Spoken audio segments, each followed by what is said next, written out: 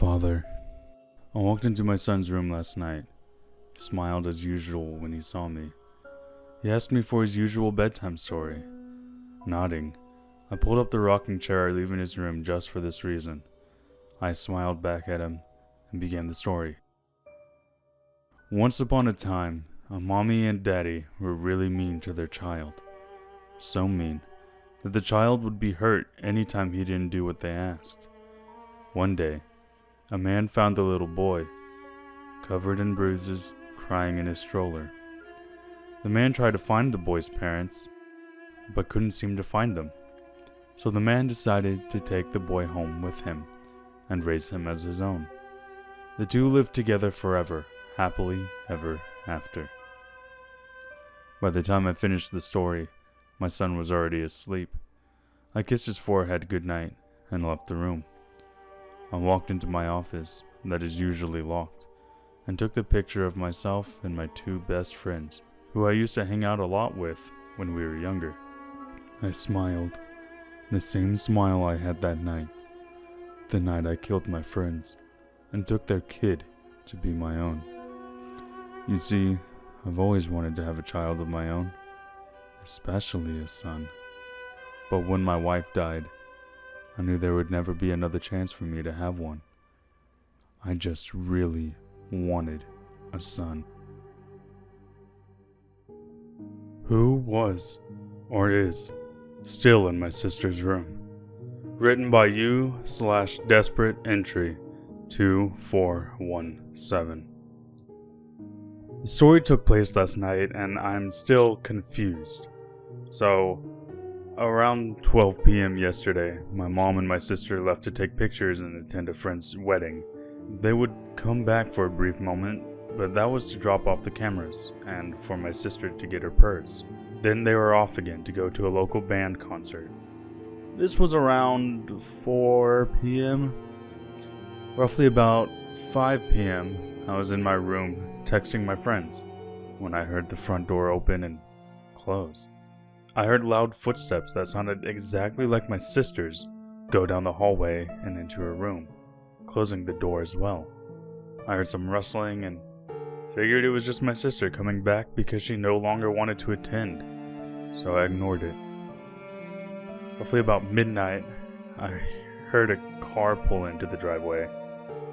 Roughly about midnight, I believe, I heard a car pull into the driveway. My mom comes through the front door. I welcomed her back, and that's when my sister came in. I froze and was confused. My mom asked me what was wrong, and I told her that I thought my sister was home the whole time. She said that my sister was with her except for the time they came back at 4, but they both left again. I told her everything, and she went to check my sister's messy room, but wasn't able to find anything. I went to bed a few minutes later. It wasn't any of my other family members, I know that for sure.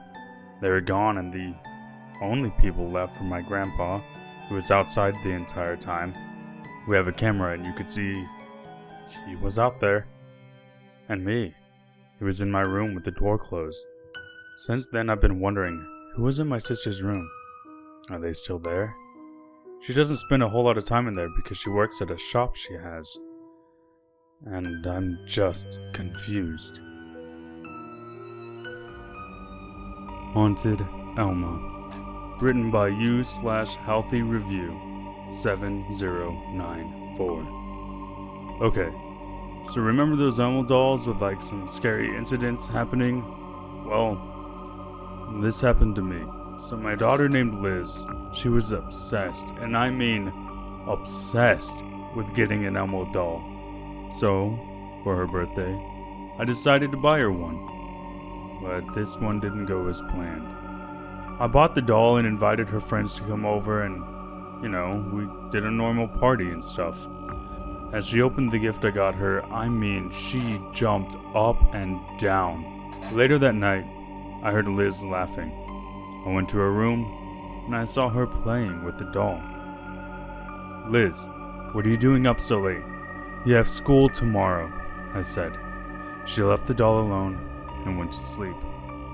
That's when I heard Elmo laugh.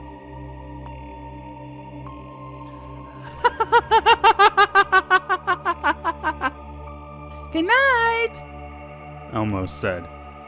Liz said the same. After that, silence. The next day was worse. She was in the bathroom, singing with Elmo. I told Liz to come out. We were going to get something, but I just wanted to see what the doll would do alone. I put a camera there and started to record. I came home, and the doll was still there. I checked the footage, and my heart sank as I saw it. The doll said in an extremely dark voice, I have to kill Liz and her dad. I got the doll, and I ran to the store and returned it. Now, my daughter was safe.